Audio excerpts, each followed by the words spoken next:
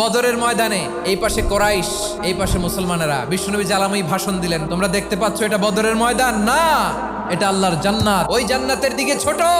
বিশ্বনবীর কথা শোনা মাত্র সাইয়েদনা উমাইর ইবনুল হুমাম বললেন বাখ বাখ, মানে চমৎকার। বিশ্বনবী বললেন মা ইয়াহমিলুকা আলা কওলিকা বাখ বাখ ইয়া উমাইর, আমার এই কথা শুনে তুমি কেন বললা বাখ বাখ? ইয়া রাসূলুল্লাহ, আপনার এই কথা শুনে আমি বড্ড খুশি হয়েছি, আর আমি প্রত্যাশা করছি আমি যদি ওই জান্নাতের মালিক হতে পারি তাহলে কতই না ভালো হতো। সুবহানাল্লাহ বলেন। বিশ্বনবী বললেন উমাইর আনতা মিন আহলিহা, তুমি ওই জান্নাতের অধিবাসী, তুমি জান্নাতি। উমাইর চিন্তা করলেন আমি জান্নাতি, নবীর মুখ দিয়ে যখন বেরোইছে ওই জান্নাতে তো আমার ঢুকতেই হবে, কিন্তু হাতে 3টা খেজুর খেয়ে যদি জেহাদের ময়দানে যাই তাহলে জান্নাতে যেতে তো দেরি হয়ে যাবে। এই চিন্তা আসা মাত্রই খেজুর 3টাকে তিনি ছুঁড়ে মারলেন, তলোয়ার বের করে আল্লাহু আকবার বলে বদরের ময়দানে ঝাঁপিয়ে পড়লেন। আল্লাহর শত্রুদেরকে কচুকাটা করে এক পর্যায়ে শাহাদাতের সুধা পেয়ে নিজেও জান্নাতি হয়ে গেলেন। পড়েন সুবহানাল্লাহ।